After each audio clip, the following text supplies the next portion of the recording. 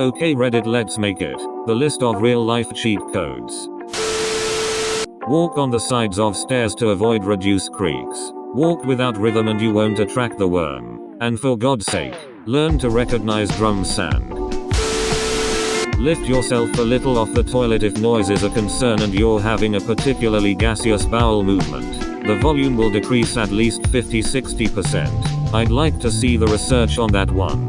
Hey Carl, the dB meter says that was 54% quieter than the last one. Coming up next on Mythbusters. Just spread your butt cheeks. The volume will reduce to a low whine. Pedophilia pro tip. Talk to everyone like you would your best mate, and smile. I thought the smiling thing was bullshit until I actually became happy for real. Everyone is nicer when you're smiling at them. This is so true. When I was 16 and working at my first job, there was this one assistant manager that just didn't like me. He was always on my case, and always gave me the worst shifts. I was telling my grandmother this one day and she told me, honey, the secret is to kill them with kindness. It's really hard to be mean to someone that's really nice to you. She died that same year, but those words have never left me. Every time I find myself dealing with someone who's difficult or rude, I hear my grandmother's voice in the back of my mind saying just kill them with kindness, and you know, I've never been in a situation where it didn't work. My ex-girlfriend gave me the same advice. Works on everyone but her. If you have crushing chest pain, call 911 first. Then chew some aspirin. I work in cardiology. Then ask someone to help get the anvil off your chest. I work at Acme. If you see someone with an anvil on their chest, don't help. They want to eat you, beat at them and run away. I am a road runner. Secretaries, tech support and janitors are the true power in office buildings. Make friends. Remember birthdays and you can get anything you need or go anywhere you need. Janitor here. I got so many f***ing master keys I don't know how to keep them all straight.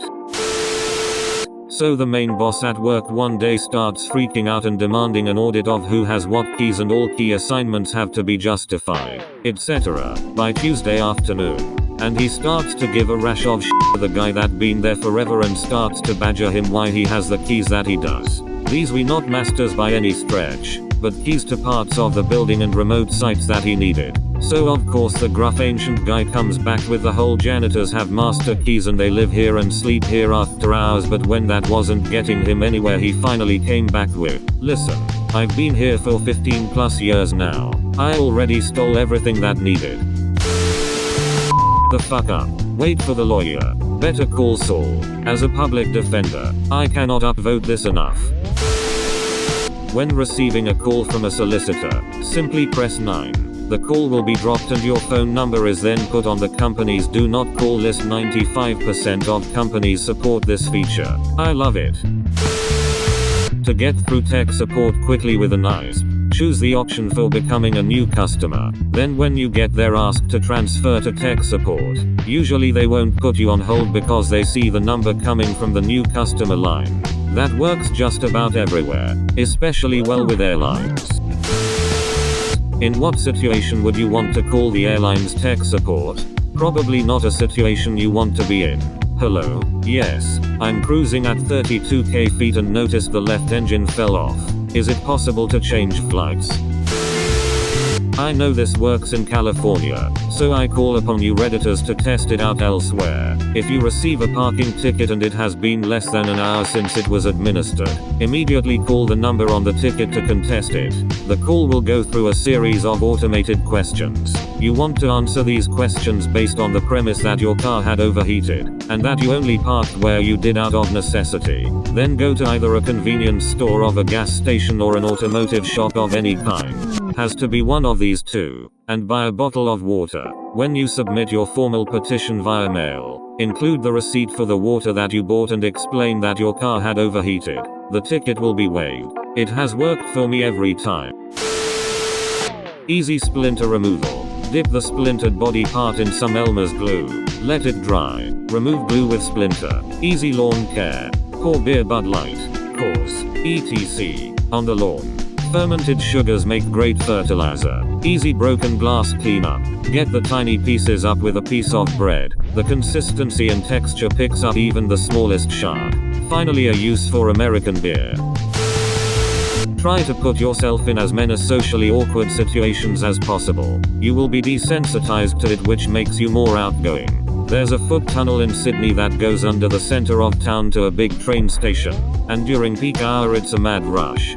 Full of stressed out suits making mad tracks home. My friend and I used to get viciously stoned, then go and sit in that tunnel, right in the middle, in everyone's way. Half an hour stoned out of your box, having maybe 5,000 people glare at you as they pass like you're the worst person ever born, is humbling, and prepares you for a lifetime of not giving a what strangers think of you. I can't recommend it enough.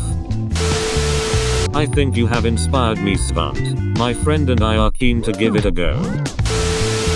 Always have some money saved that no one knows about. It could save your life.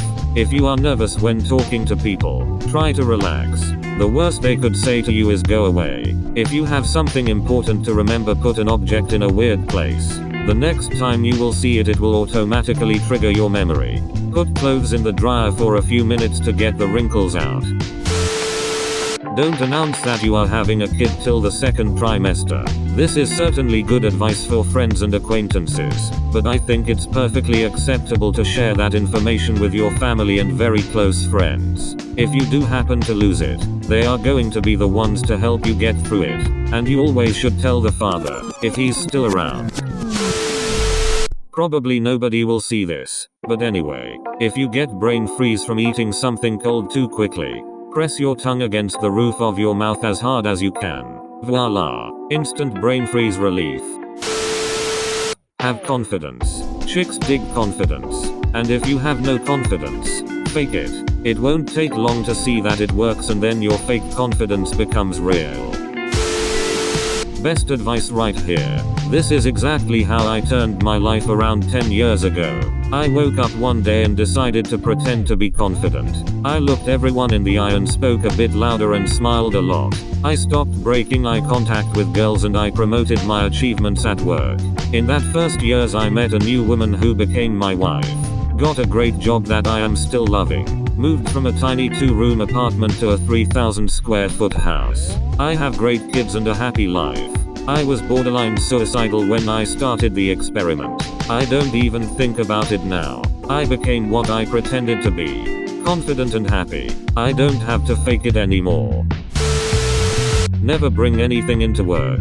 That way, when you leave, earlier than usual, it doesn't look like you're leaving for the day. If you find yourself running late for work, pick up some donuts or breakfast burritos. Then you're not the guy who's late. You're the guy who brought breakfast advice courtesy of Whataburger.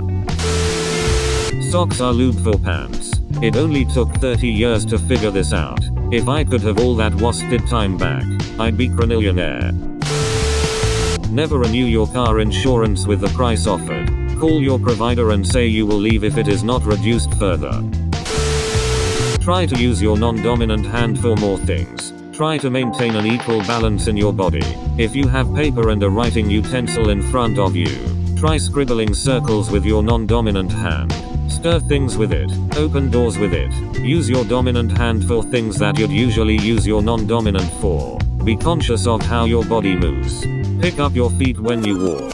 Pay attention to your posture. Try not to lean to one side if you're standing for a long period of time. Stretch. Stretching is important in maintaining strength, balance and coordination. Try doing routine things in different ways. It'll help your body with the aging process and keep you in better shape. If you want to develop certain traits as a person, live your life as if you've always been that way, had said traits. Eventually after a bit it will become so second nature that you won't even have to think about it. When you are carrying groceries in plastic bags, take an extra bag, loop it through the handle loops of all the other bags, and tie them together. Divide the bags roughly in half, then hang them over your shoulder or around the back of your neck. I saw a genius homeless man doing this, and it has made my grocery carrying much easier. First date cheat code for men. Never tell a girl where you're going or how to dress. Instead, tell her to dress for a first date with a guy she really likes. Now, Pick 3 places you'd like to go. Someplace fun and active. Bowling, pool, mini golf, go-kart racing, ball game, etc. Something romantic and classy. Nice restaurant, upscale lounge, art gallery opening, and something in between. Nice bar, coffee shop, comedy club. Now, when you pick her up, let the way she's dressed decide which you're going to do. If she's wearing something sexy and revealing, dress, high heels, low-cut top, etc., then she wants to go somewhere classy and romantic. If she's sporting some jeans, tennis shoes or flip-flops, and a tee, the bowling alley or pool hall may be a good bet. If she's wearing jeans, high-heeled boots, and nice top or blouse, then she's not really jonesing for the super romance treatment, and she put in more effort than mini golf deserves. 18 holes of mini golf in heels. Seriously. So a comedy club or some place with live music is a good choice. And never, ever, do a movie on the first date. Edit. Men, you're going to wear a pair of clean, neat jeans, a pressed stylish long sleeve button down shirt, nice shoes or boots. Try to avoid tennis shoes or sneakers. Works for any occasion. Cut negative people out of your life. Pro tip, use a machete. When studying arts at university, take notes on your prof's political philosophical ideologies and worldviews. Regurgitate in essays and on exams for an A grade. Also, margins, font size, etc. are incredibly important. Never neglect these.